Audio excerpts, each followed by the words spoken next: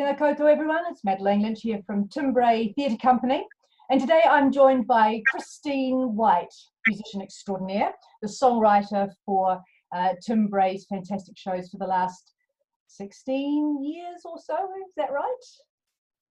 I've got 2014 as the no, that can't be right. Yes, 2014. 2014. That can't be right. Back in the dark ages. Do we even have the internet then? So yeah, wow, 2014, Owl and the Pussycat, that's what Tim said was the first collaboration. And continue to this day. You've actually written songs for 2 new shows this year, which were on the schedule, for Magic Faraway Tree and the Twits. And of course now you should be touring with Greedy Cat. Right. You've been the musician for the last 2 or 3 shows that Tim not only composed the songs but actually performed as a musician. Yeah, which has been a fantastic thing to be part of, actually. Have you? It's brought my involvement around full circle, really, because apart from the Owl and the Pussycat and maybe 1 or 2 others after that, when I was in Auckland, I moved to Wellington, lived on the Kapiti Coast for the last 15 years. So all my work with Tim and the theatre company were largely remotely. So he would send the briefs and I would write for the shows. So now being the live musician has just been the really nice bow on top, because it's kind of made me feel completely part of the company, and it's actually made me realise how amazing the company is, both on stage and backstage, behind the scenes. You know, just how well the company works and how caring and generous and joyous and passionate they are. So it's been really great to actually kind of solidify my sort of feeling of whānau with the company. Yeah, same experience for me, being, you know, on the stage and in the background administration. It's been fantastic. That's kind of extraordinarily long partnership, creative partnership for you to both have. My phone dinging, turn that off. So and when you work remotely, or even from Auckland, what's the process you go through when Tim sends you a script? Is he telling you when to put songs? Are you deciding? How does that work?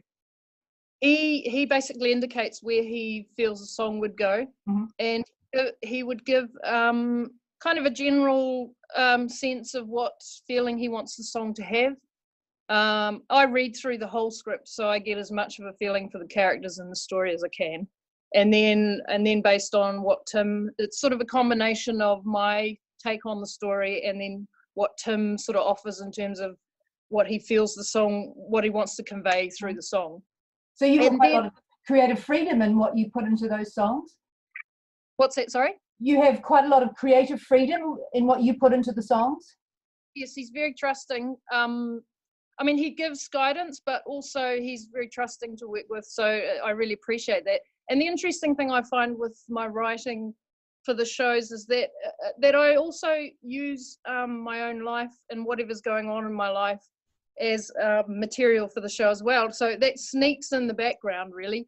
An example I can think of was writing for The Ugly Duckling, I think it was. I was on the road. I was sort of in another town. I was feeling a little bit sad, and I was staying at a house in a garage, and you know, and it was just perfect feeling to have to write the Ugly Duckling song, as you can imagine. Yeah, so it's and then I used to road test the songs on my cat. So I'd carry my cat around and I'd sing the songs and just kind of get the feel of whether he was jiving with it, you know. I might try Flatmate, and my partner through most of that time, Haniwana Baker, she, you know, try them out with her, and she'd hear, you know, they would hear. In fact,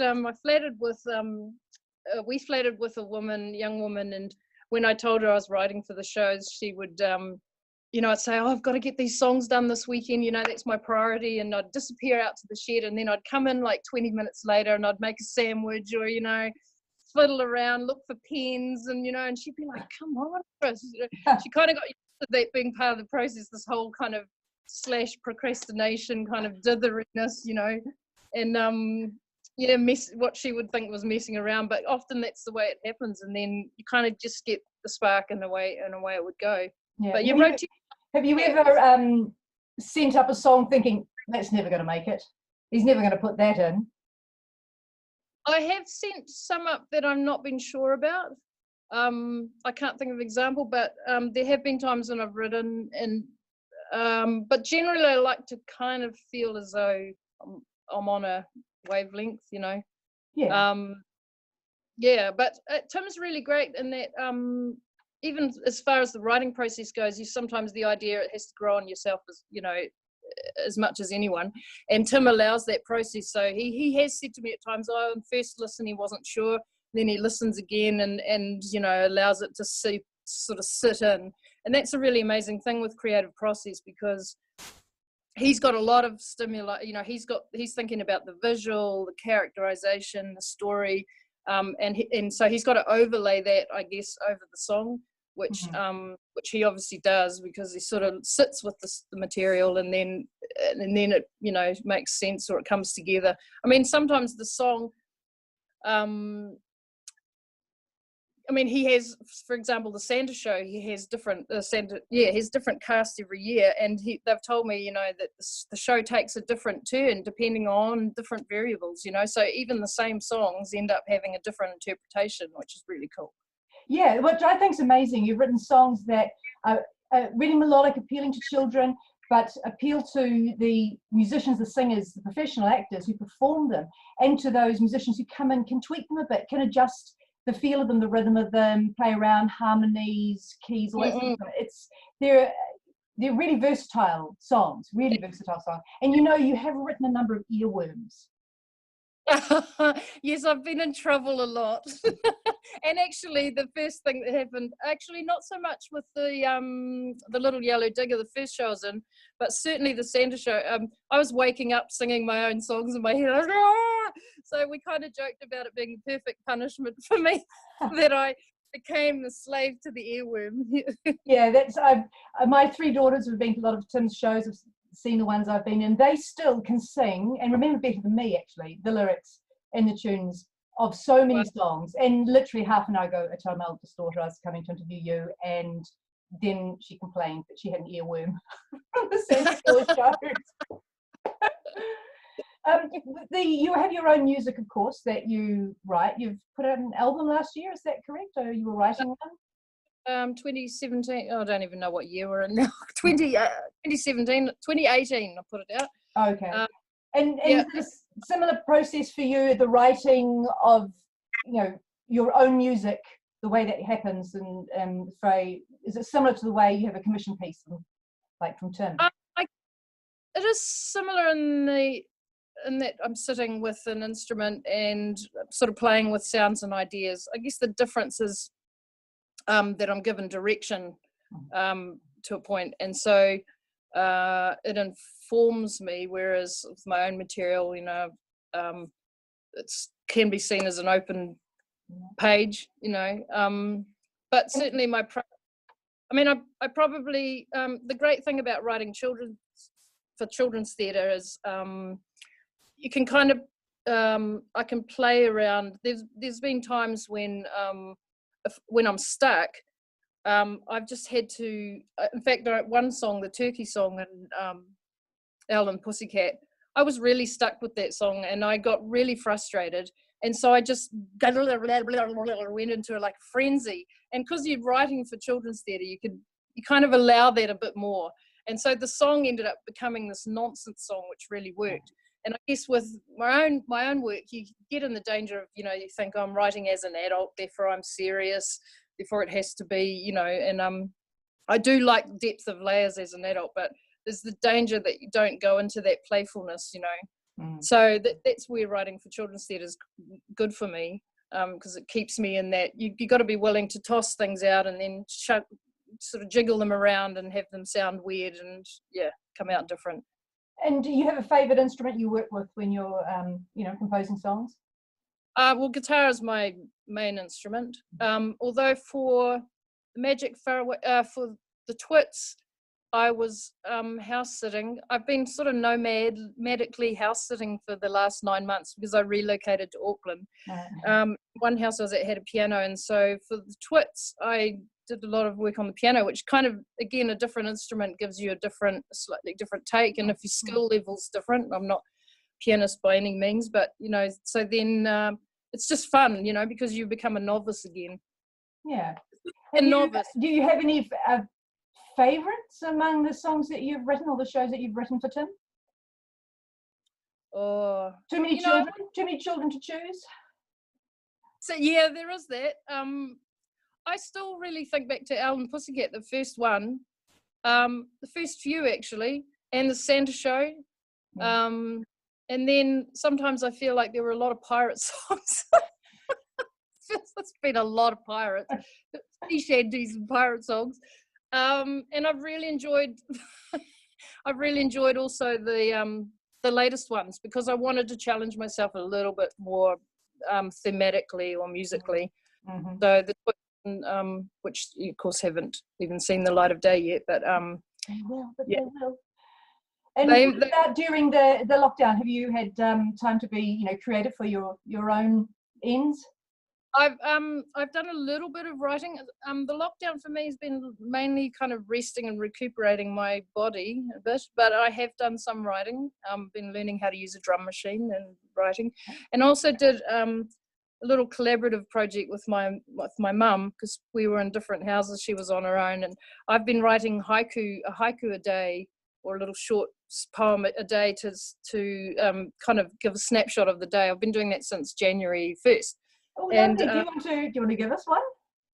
Yeah, well, so what I did was, in the lockdown, because my mum was on her own, I'm with her now. She's 5 minutes up the road, but she would choose a date, and I would give her the haiku, and then she would make a picture. So and then I would digitally overlay. So like this one here, and mum's been waiting to have eye surgery, so she doesn't consider that she's really in a good place to do art. But the great thing about creating is that when you feel like you're blind or incapable or novice, that's the best time. So the haiku that went with that, yes, was from the lockdown, and it was: my free arm waving to the slim, bony, wrinkled arm in the rest home. Oh, that's beautiful. Yeah, and she this one here, which is amazing, because she's done a sketch of, this is our tupuna, Tino Gilbert, Ngai Tahu, and so mum's had a photo of her and did a sketch of it. And the haiku for that one is about my dog, actually. It's I'm remembering when Tai hungied the chamois, some dead strange friend. And so that mum got that haiku, and that's what came to her. And that's beautiful. It's been a really cool creative process to do with mum remotely. Yeah. Oh, so, yeah. Great. Yeah, they're just amazing. Yeah, she would send them through, and I'd just be like gasping of delight. Yeah. So yeah. What a lovely thing, a lovely way to have spent lockdown. That's beautiful. Yeah. All right, well, thanks so much for joining me. And you're welcome. I look forward to catching up with you when we finally get to a level 2, level 1, and we can all get back to work. And of course, my last question is, when are we going to hear a CD of Tim Bray songs from you, from the Tim Bray Company, Christine White songs? Yes, we've talked about this over and over the years. I guess it's a logistic of how to do it. I'd love to do it. There's been some great singers, in his shows have sung your song. Tessa Duda, Brittany Spooner, who's been a member of the Māori Quartet. Yeah.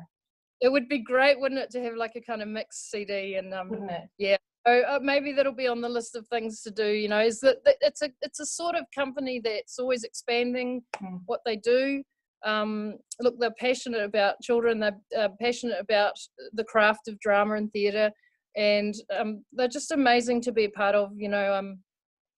I just feeling cared for, supported, given freedom, trusted. It's been fantastic being involved with the company. So I'm really looking forward to going with the company and seeing what they do next, and what we can accomplish together. Yeah. And all those feels are what come out of your music as well. So and enjoyed and loved by all the children, parents, grandparents, and professional actors. Speaking. Yeah. That's the best. All right. Thanks, Christine. See you, Madeline. See you Thank soon. you.